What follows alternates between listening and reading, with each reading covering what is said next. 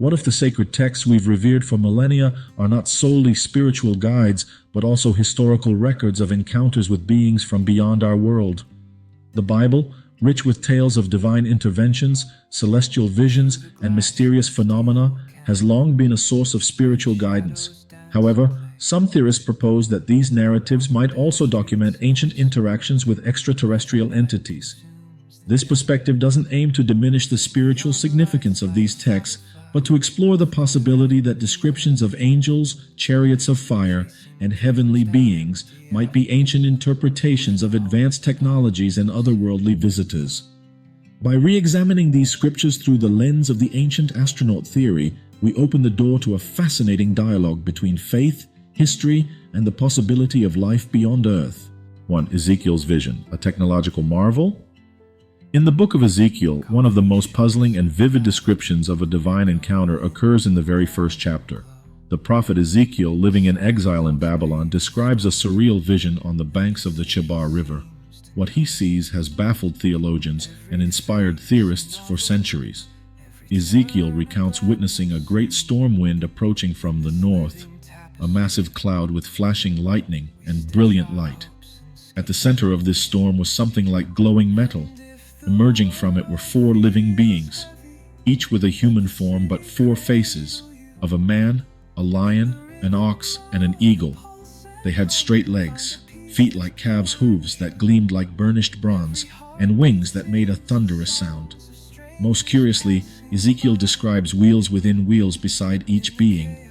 These wheels sparkled like beryl, moved in unison with the creatures, and could travel in any direction without turning. Above the beings was an expanse like crystal, and above that, a throne upon which sat a figure like a man glowing with fire and brilliance. Traditional interpretations view this vision as a symbolic representation of God's glory and divine throne. However, proponents of the ancient astronaut theory, such as former NASA engineer Joseph F. Blumrich, offer a different take. In his 1974 book, The Spaceships of Ezekiel, Blumrich argues that the prophet was describing a sophisticated spacecraft. The wheels within wheels could be interpreted as multi-directional propulsion systems, and the beings may have been entities in spacesuits. Blumrich went so far as to draft engineering diagrams based on Ezekiel's descriptions, suggesting that the vision might be a literal observation of a descending craft. Critics argue that this approach overly literalizes a poetic and symbolic vision, but the level of technical detail in Ezekiel's account remains striking and unusual for ancient literature. 2. The Nephilim, offspring of gods and humans. Genesis 6:1-4 introduces one of the Bible's most enigmatic passages. The sons of God saw that the daughters of men were beautiful, and they took wives for themselves. The Nephilim were on the earth in those days, and also afterward. When the sons of God went to the daughters of men and had children by them, they were the heroes of old men of renown. Who were these sons of God, and who or what were the Nephilim? In traditional Judeo-Christian theology, the sons of God are often interpreted as fallen angels or divine beings, and the Nephilim as giants or legendary warriors. But from the lens of the ancient astronaut hypothesis, this passage takes on a new dimension. The sons of God could be interpreted as extraterrestrial visitors, beings from another world who descended to Earth and interacted, perhaps genetically, with early humans. This hybridization would explain why their offspring, the Nephilim, were described as mighty, exceptional figures.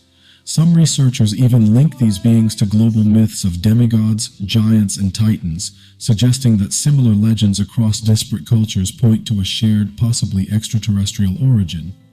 Ancient texts outside the Bible, such as the Book of Enoch, go further in detailing the sins of the Watchers, another name for the sons of God, describing how they taught humans metallurgy, enchantments, and other forbidden knowledge. This suggests that these beings were not only physically distinct, but also brought with them knowledge far beyond the capacity of early civilizations, an idea that aligns with the hypothesis of ancient advanced visitors. 3. Elijah's Ascension, a celestial departure. One of the Old Testament's most dramatic exits, is that of the prophet Elijah, who is taken up to heaven in a chariot of fire with horses of fire, as described in 2 Kings 2:11. As they were walking along and talking together, suddenly a chariot of fire and horses of fire appeared and separated the two of them, and Elijah went up to heaven in a whirlwind.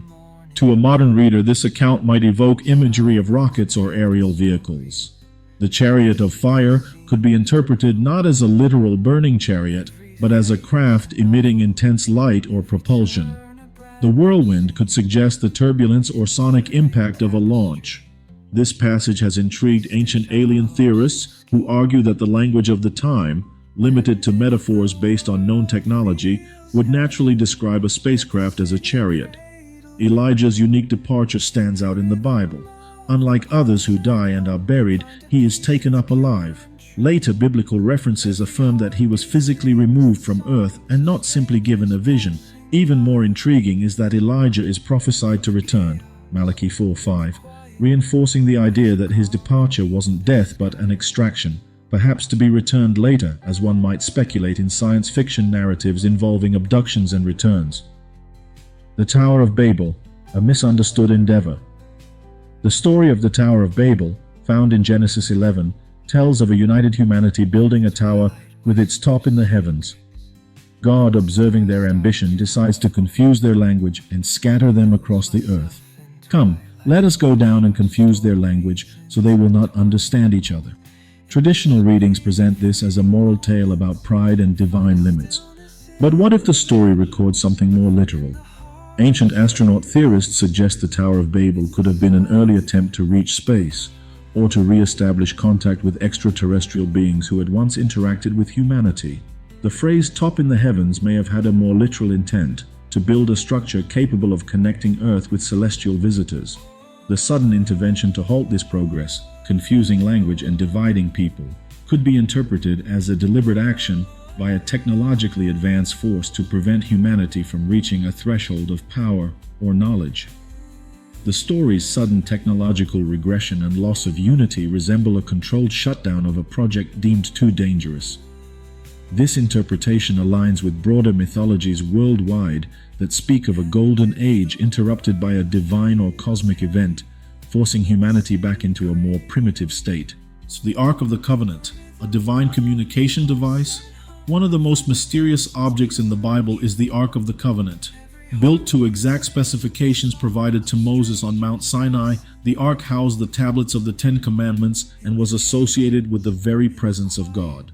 But it was more than a religious symbol. It was feared and revered, and those who touched it improperly died instantly. Descriptions of the Ark suggest it emitted power. In battles, its presence brought victory. When transported improperly, it caused fatal consequences. It was carried using poles and was never to be touched directly, a detail that sounds more like a high-voltage device than a simple container. Ancient astronaut theorists see the Ark as a potential artifact of extraterrestrial technology. Some have likened it to a transmitter, a power generator, or a kind of advanced device left to communicate with or harness the energy of otherworldly beings. The Ark's instructions were so precise and complex, using materials like acacia wood overlaid with pure gold, with cherubim atop the cover, that some believe it was designed to channel or house a form of energy not understood by ancient humans. The fact that the Ark eventually disappears from historical record only adds to the mystery.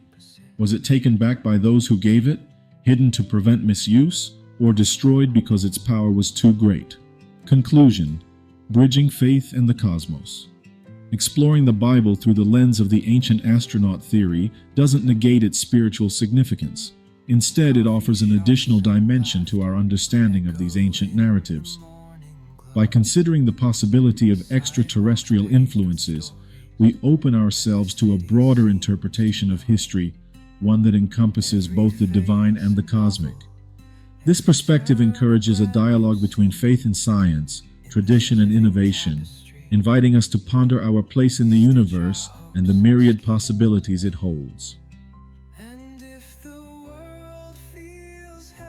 Note: the interpretations presented in this article are speculative and part of ongoing debates in the fields of theology, archaeology, and ufology. They are intended to provoke thought and exploration rather than assert definitive conclusions.